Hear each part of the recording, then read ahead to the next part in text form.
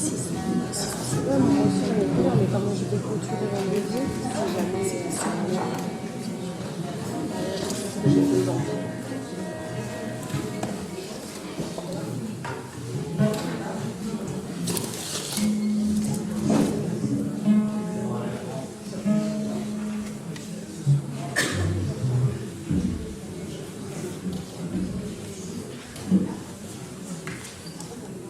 Bonjour à tous, merci d'être venus en ce premier dimanche d'octobre à l'Orangerie. Donc le soleil est revenu.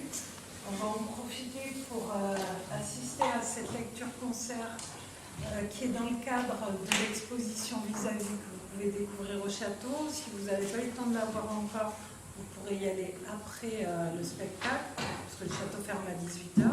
Donc cette exposition vis-à-vis crée un vis-à-vis entre deux artistes, Christophe Dumont qui est dans la salle et Jean-Yves Cousseau qui est sur la scène.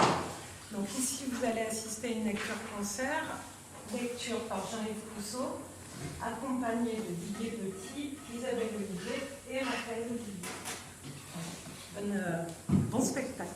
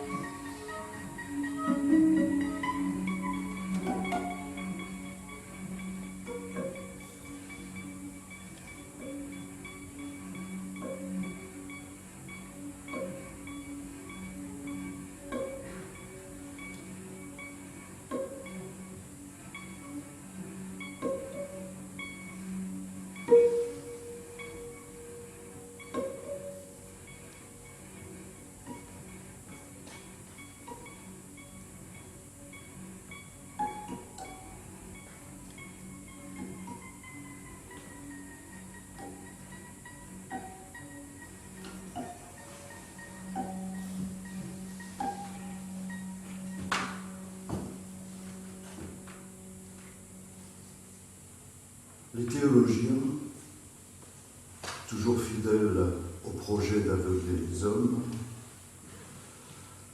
les suppôts des gouvernements, toujours fidèles à celui de les opprimer,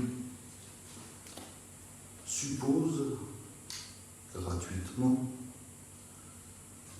que la grande majorité des hommes est condamnée à la stupidité qu'entraînent les travaux purement mécaniques ou manuels.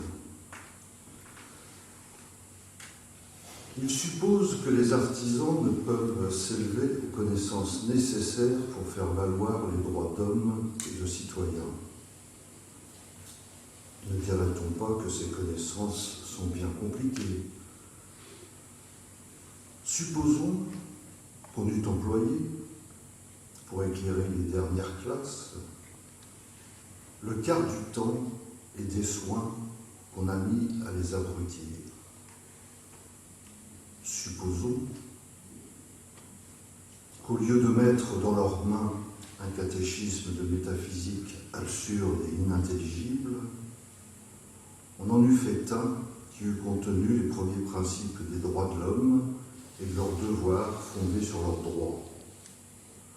On serait étonné du terme où il serait parvenu en suivant cette route tracée dans un bon ouvrage élémentaire. Supposez qu'au lieu de leur prêcher cette doctrine de patience, de souffrance, d'abnégation de soi-même et d'avilissement, si commode aux usurpateurs, on leur eût prêché celle de connaître leurs droits et le devoir de les défendre. On eût vu que la nature, qui a formé les hommes pour la société, leur a donné tout le bon sens nécessaire pour former une société raisonnable. Chamfort, Maximes et pensées, caractères et anecdotes, 1794.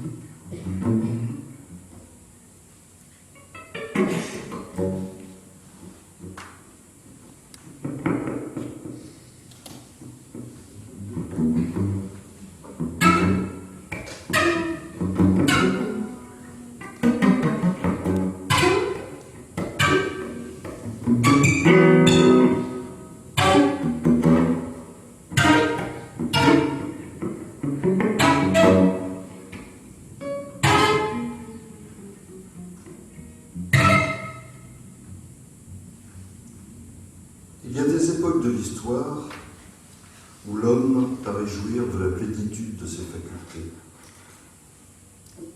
Il les applique avec un égal succès à toutes les situations dans lesquelles il se trouve.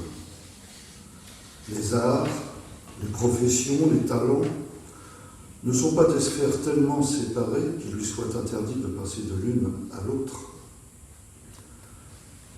C'est particulièrement, ou même uniquement dans les États libres, que se fait remarquer cette application rapide et variée de toutes les facultés à tous les besoins. Quand la liberté n'existe plus, l'espèce humaine prend une toute autre face. Une sorte de division en castes s'introduit dans l'intelligence, comme dans l'organisation matérielle de l'État social.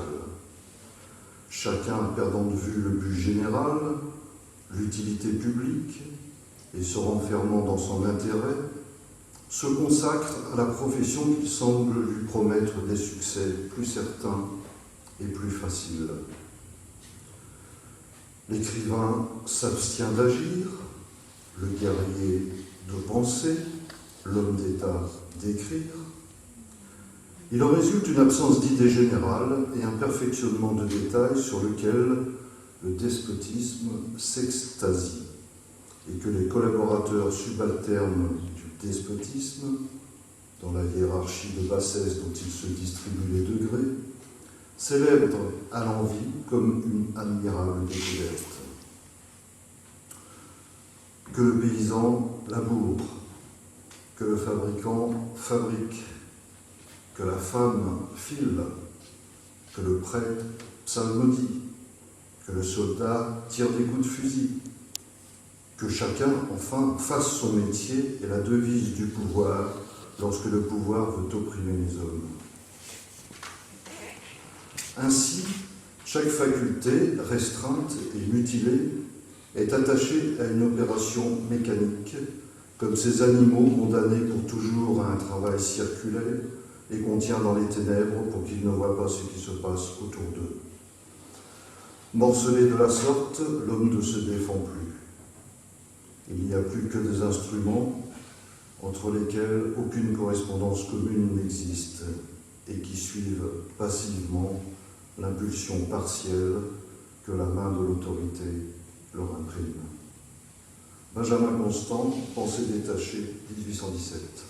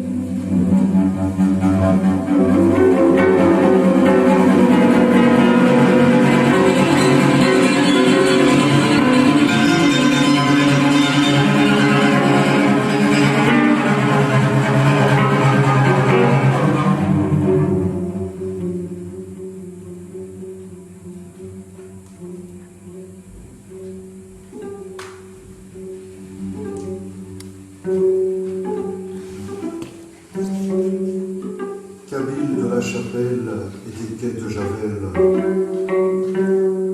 hommes des pays loin, cobayes des colonies, doux petits musiciens, soleils adolescents de la porte d'Italie, boumians de la porte Saint-Ouen, apatrides d'Aubervilliers, brûleurs des grandes ordures de la ville de Paris, ébouillanteurs des bêtes trouvées mortes sur pied au beau milieu des rues, Tunisiens de Grenelle, embauchés, débauchés, manœuvres désœuvrées, Polacs du Marais, du Temple des Rosiers, cordonniers de Cordoue, soutiers de Barcelone, pêcheurs des Baléares du Cap Finistère, rescapés de Francourt, déportés de France et de Navarre pour avoir défendu, en souvenir de la vôtre, la liberté des autres.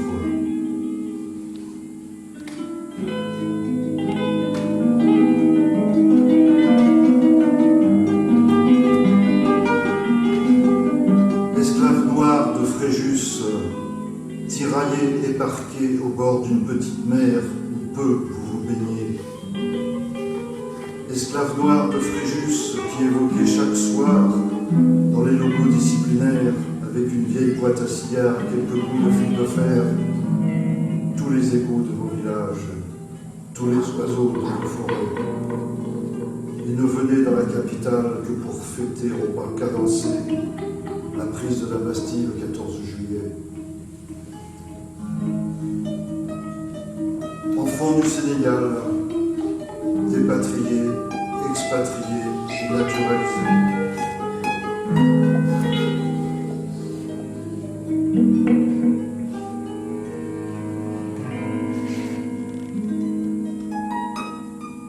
Enfants indo-chinois, jongleurs aux innocents couteaux qui vendiez autrefois aux terrasses des cafés, de jolis dragons d'or faits de papier plié. Enfants trop tôt grandis et si vite en allés, qui dormez aujourd'hui de retour au pays, le visage dans la terre et des bombes incendiaires, l'amour en vos rizières. On vous a renvoyé la monnaie de vos papiers dorés, on vous a retourné vos petits couteaux dans le dos. Étrange, étranger, vous êtes de la ville, vous êtes de sa vie, même si mal en vivez, même si vous en mourrez. Jacques Prévert, Étrange, étranger, 1955.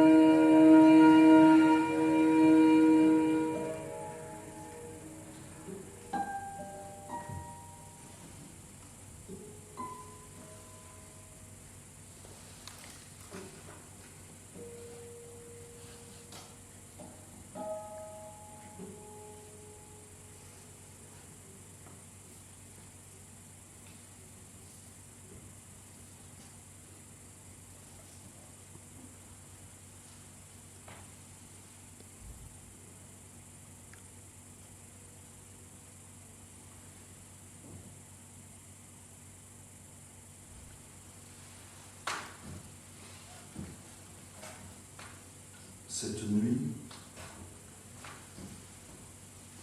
il gèlera à pierre fendre. Le bourgeois s'est calfeutré au coin de son feu avec une égoïste volonté.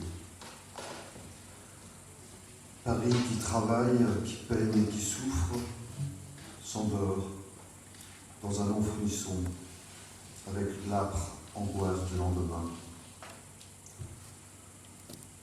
Dans la rue, les sans-logis et les sans-feu profilent la triste comète.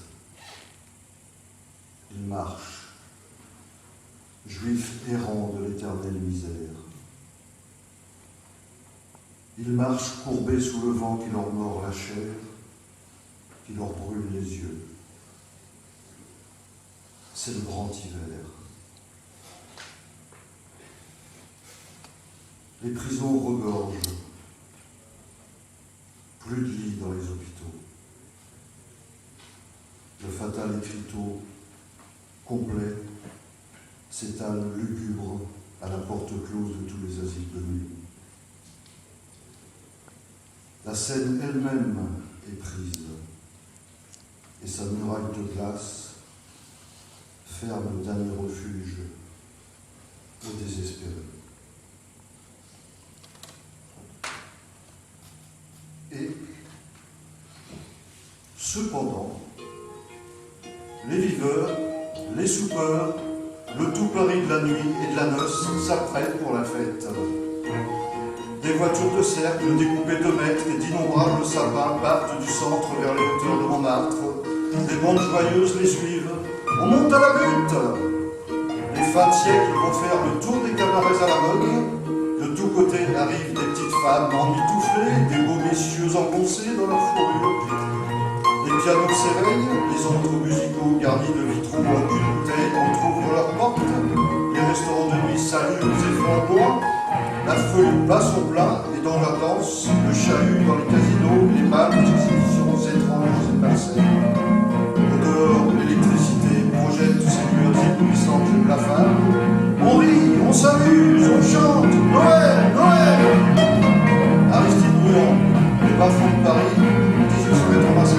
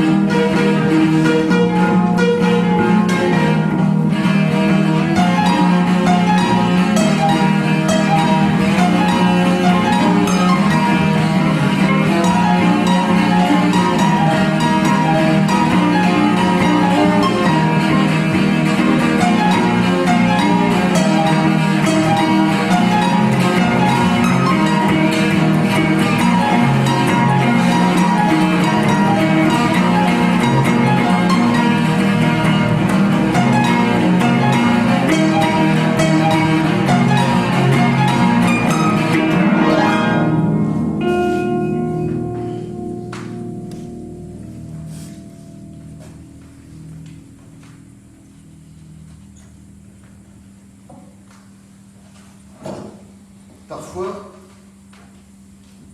Jacques suit un personnage de la rue, moins pour découvrir cet autre que pour s'en vêtir pendant quelques minutes. Mais il ne voit pas ce matin de gibier attirant. Il continue son chemin, il sait où il va, mais soudain il ne sait plus qu'un sujet se présente sous les espèces d'un citoyen absolument quelconque. Jacques s'attache à lui, l'autre marche d'un pas modéré, Du 3 à l'heure qu'il fait, un peu plus il pas d'Audrey. Que fait ce type? Rien ne l'indique. Il ne s'arrête devant aucune boutique. Il ne se retourne pas sur les femmes. Il ne fait pas miaou au chat, x au chien, ni ps au taxi. Il ne tapote pas les joues des enfants. Il n'essaie pas de ne pas marcher sur les interstices du pavage. Il ne demande pas son chemin aux flics. Il n'entre pas dans les Vespasiennes.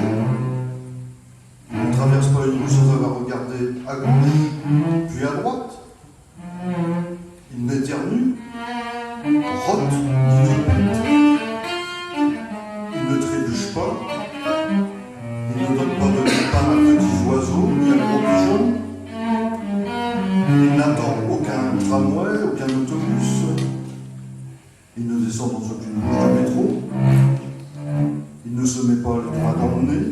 Il ne balance pas les bras en marchant. Il ne se gratte ni la nuque, ni l'anus. Il ne sort son mouchoir ni pour s'essuyer le visage, ni pour se moucher.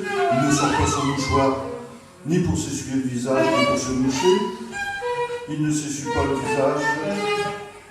Il ne se mouche pas et ne crache pas non plus. Il ne fume pas. Il ne met pas ses mains dans ses poches. Il ne jette pas de bout de papier dans le ruisseau, billet d'autobus ou ticket de tramway. Il ne boite pas. Il n'a pas de tic ni de soubresaut. Il est tellement bien comme il faut être que Jacques se demande comment il pourrait s'y prendre pour atteindre cette perfection, pour s'annuler ainsi lorsque le citoyen se précipita sur le sac à main d'une dame et s'enfuit au pas de course. La mouquère se mit à brailler et un flicard traça derrière le truand en déclarant à haute voix qu'il serait infiniment heureux d'avoir la collaboration de quelques contribuables en vue de la capture de ce dangereux malfaiteur. Mais l'autre, qui n'était pas un tocard, se jeta dans une maison que Jacques, qui avait commencé une exploration méthodique de la capitale, savait être à double entrée. Rassuré sur le sort de cet énigmatique individu, Jacques, qui ne voulait point se mêler à l'action d'une police aussi rudimentaire qu'inutile, reprit l'itinéraire qu'avait bouleversé une filature conclue abruptement, et il riait doucement. Raymond Queneau, Loin de Rueil, 1944.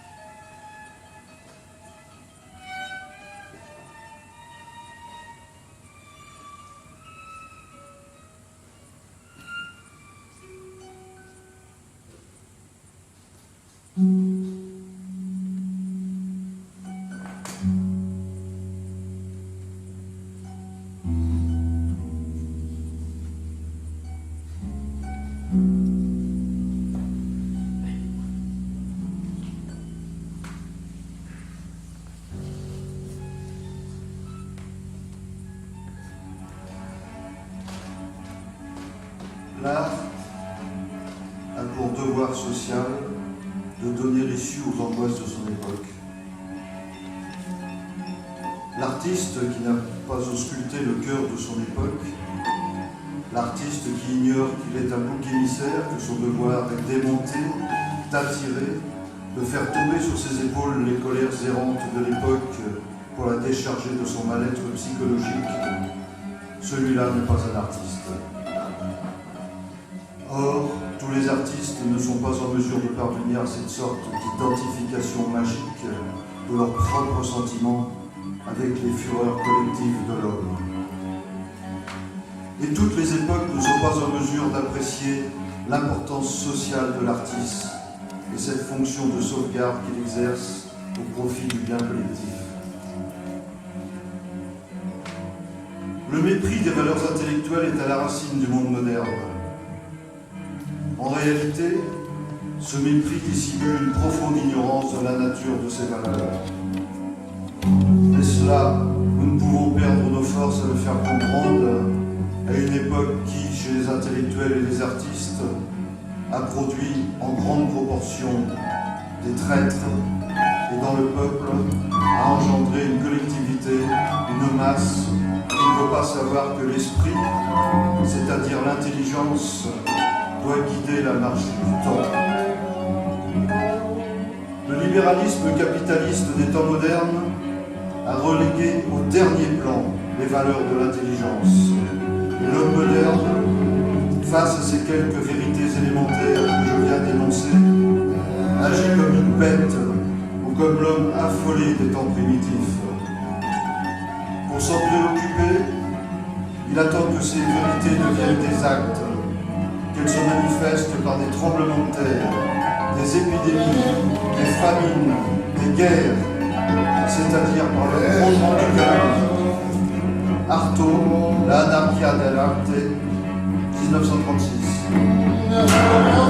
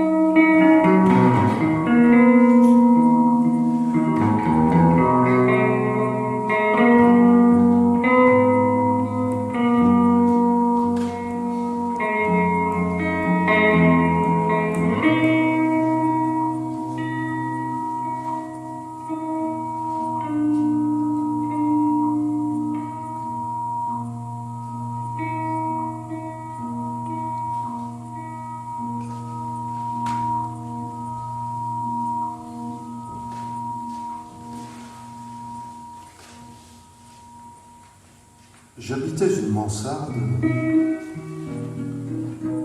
au 6e étage sur le boulevard Saint-Martin.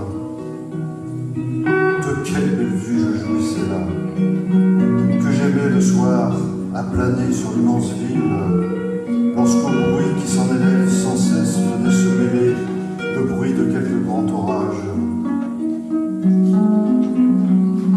Je m'étais installé dans ce grenier avec une satisfaction indicible, sans argent, sans certitude d'avenir, mais heureux d'être enfin délivré de tant de mauvaises affaires qui, depuis mon retour à Paris, n'avaient cessé de froisser mes sentiments et mes goûts. Vivre seul, faire des vers tout à mon aise, me parut une félicité. Et puis, ma sagesse en herbe n'était pas de celles qui bannissent toutes les joies. Il s'en fallait bien. Ce qui n'est trop souvent qu'en faire une esclave ou un tyran. Et je n'ai jamais vu en elle qu'une amie que Dieu nous a donnée. La tendresse, pleine d'estime que ce sexe m'a inspirée dès ma jeunesse, n'a cessé d'être la source de mes plus douces consolations. Ainsi, j'ai triomphé d'une secrète disposition à l'humeur noire, dont les retours devinrent de moins en moins fréquents, grâce aux femmes et à la poésie. Il me suffirait de dire grâce aux femmes, car la poésie me vient d'elles. Pierre de Béranger, ma biographie, 1852.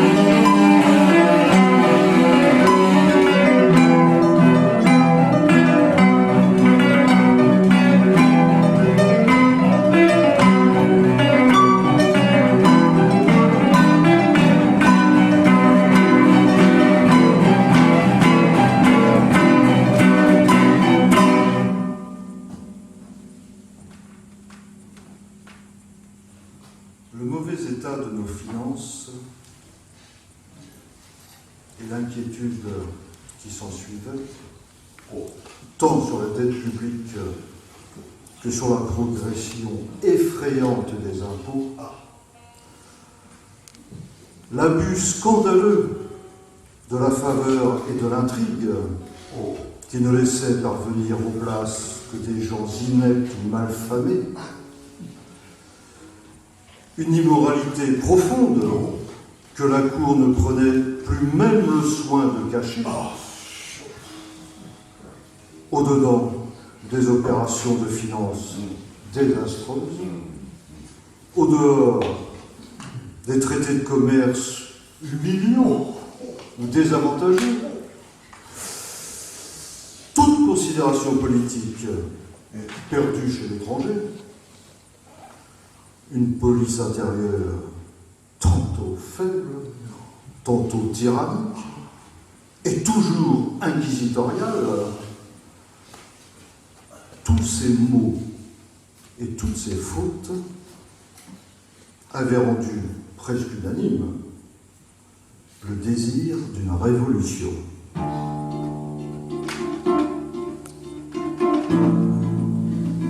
On la voulait lors des États généraux, dans les chambres du clergé et de la noblesse, comme dans celles du tiers-État.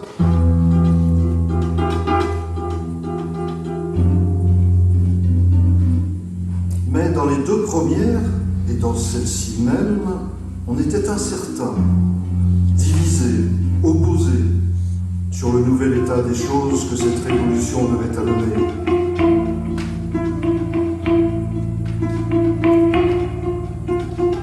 Et si l'on accepte un bien petit nombre de penseurs, ceux-là même qui l'ont faite et qui ont eu l'air de la conduire, n'avaient prévu ni la direction qu'elle prendrait, ni le terme où elle devait aboutir. Tous voulaient détruire les abus dont ils souffraient. Tous, ou presque tous, voulaient conserver les abus dont ils tiraient quelque avantage. Enfin, tout le monde était d'accord sur le point commun à toutes les révolutions, le déplacement du pouvoir.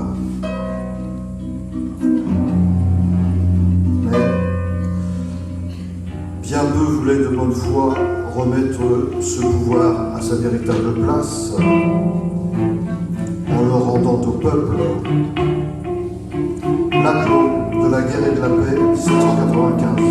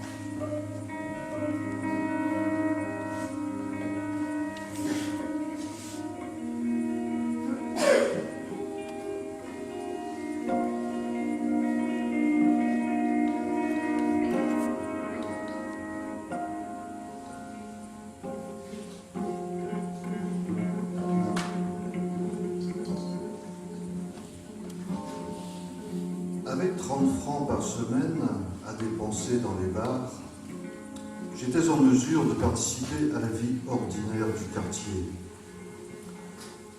C'est ainsi que je connus quelques joyeuses soirées du samedi dans le petit bistrot au bas de l'hôtel des Trois Moineaux. Une vingtaine de personnes s'entassaient dans la petite salle carrelée, envahie par la fumée du tabac. Le bruit était assourdissant car chacun s'égosillait pour se faire entendre ou s'évertuait à pousser la voilante. On entendait durant un certain temps qu'un brouhaha indistinct, puis, tout d'un coup, les voix s'unissaient pour entonner un refrain connu, la Marseillaise, l'Internationale, la Madelon, ou les fraises et les framboises. Nous étions tous d'excellente humeur, persuadés que la Terre était un bien bel endroit et que nous formions une assemblée de fameux gaillards. Ce tapage se poursuivait sans discontinuer une bonne heure durant. À présent, le bruit était moins assourdissant. Des groupes se formaient, on échangeait des réflexions sur l'amour, la guerre, la pêche au barbillon dans la Seine, le meilleur moyen de faire la révolution. On ouvrait portes et fenêtres pour faire entrer un peu d'air frais. La rue se vidait et l'on entendait, dans le lointain, le grondement sourd des camions du laitier qui dévalaient le boulevard Saint-Michel. L'air froid séchait la sueur des fronts et l'épais vin d'Algérie était doux au palais. Nous étions toujours joyeux, mais c'était à présent une sorte de joie méditative. contrastant avec les cris et les éclats de rire du début.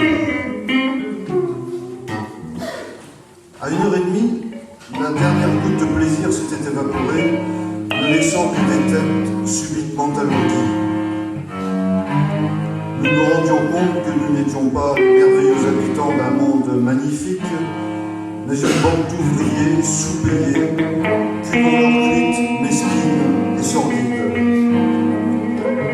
Nous continuions à porter à nos lèvres des verres de vin, mais ce n'était plus qu'un geste machinal, et le liquide avait un goût écœurant.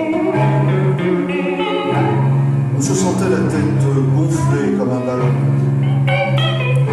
Le sol tombait et roulait. Des taches violacées marbraient les langues et les lèvres. Tout d'un coup, on se disait que la comédie avait assez duré. On allait se soulager l'estomac dans la petite cour d'un bistrot. On grimpait tant bien que mal l'escalier et on s'écroulait à moitié établi sur son lit. On y restait 10 heures acculés. C'est ainsi que j'occupais la plupart de mes samedis soirs. Et tout compte fait, les 2 heures où était un parfait et sauvage bonheur valaient bien la gueule de bois qui s'ensuivait. Orwell, dans la Dèche à Paris et à Londres, 1933.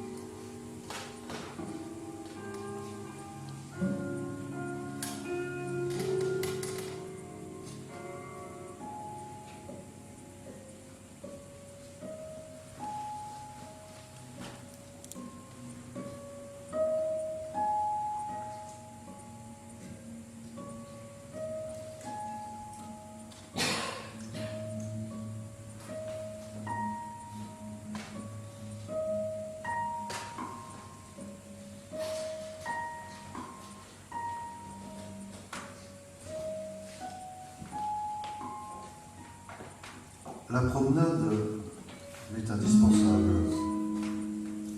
pour me donner de la vivacité et maintenir mes liens avec le monde, sans l'expérience sensible duquel je ne pourrais ni écrire la moitié de la première lettre d'une ligne, ni rédiger un poème en vers ou en prose. Sans la promenade, je serais mort. Et j'aurais été contraint depuis longtemps d'abandonner mon métier que j'aime passionnément.